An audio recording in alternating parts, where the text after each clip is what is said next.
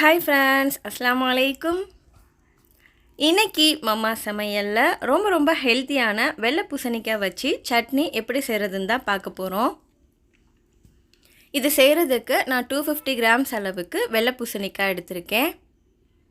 First இது உள்ள விதை பகுதியும் மேலே உள்ள தோல் பகுதியையும் எடுத்துறலாம். எடுத்துட்டு இத சின்னதா கட் பண்ணி வச்சுக்கோங்க.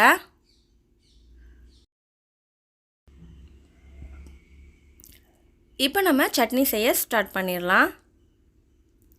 கடாயில 2 டேபிள்ஸ்பூன் அளவுக்கு நல்லெண்ணெய் சேர்த்துக்கோங்க. எண்ணெய் சூடானதும் இதோட 1 டீஸ்பூன் முழு மல்லி சேர்த்துக்கோங்க.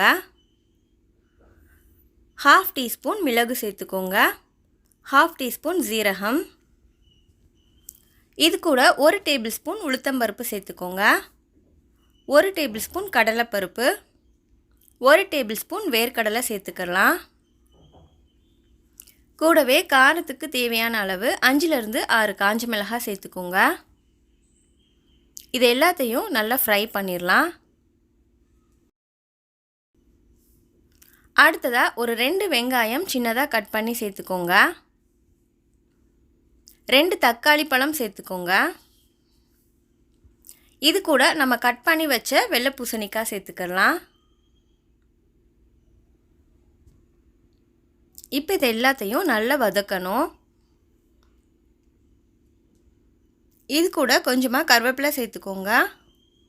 கொஞ்சம் கொத்தமல்லி தழையும் சேர்த்துக்கோங்க. மறுபடியும் இதை நல்லா வதக்கி விட்டுறலாம்.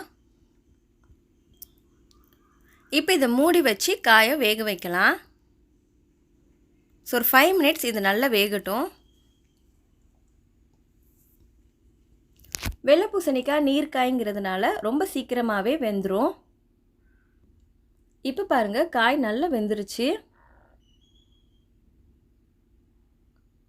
இதோட ஒரு சின்ன துண்டு புளி சேர்த்துக்கோங்க. 1 ஸ்பூன் உப்பு சேர்த்துக்கோங்க. இப்போ இதை மிக்ஸ் பண்ணி விட்டுட்டு ஸ்டவ் ஆஃப் பண்ணிடுங்க. இப்போ இதை ஆற விட்டுறலாம். இது நல்லா ஆறட்டும். இப்போ ஒரு மிக்ஸி ஜார் எடுத்துக்கோங்க. இந்த சட்னி மிக்ஸ்சரை நம்ம மிக்ஸி ஜாரில் சேர்த்துக்கலாம்.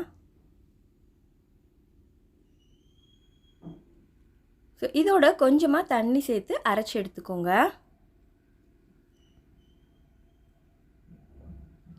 அரைச்ச சட்னியை ஒரு பவுலுக்கு மாற்றிடலாம். கடைசியாக ஒரு தாளிப்பு கொடுத்துடலாம். அதுக்காக ஒரு சின்ன கடாயில் கொஞ்சமாக நல்லெண்ணெய் சேர்த்துக்கோங்க. இது கூட ஒரு ஸ்பூன் கடுகு, மிளகாய், கறிவேப்பிலை சேர்த்துக்கோங்க. இதெல்லாம் நல்லா பொரிஞ்சதும் சட்னி மேலே சேர்த்துடலாம். அவ்வளோதான், ரொம்ப டேஸ்டியான அண்ட் ஹெல்த்தியான வெள்ளை பூசணிக்காய் சட்னி. நீங்களும் ட்ரை பண்ணி பாருங்கள். இட்லியோட தோசையோடு சாப்பிடும்போது ரொம்பவே டேஸ்டியாக இருக்கும்.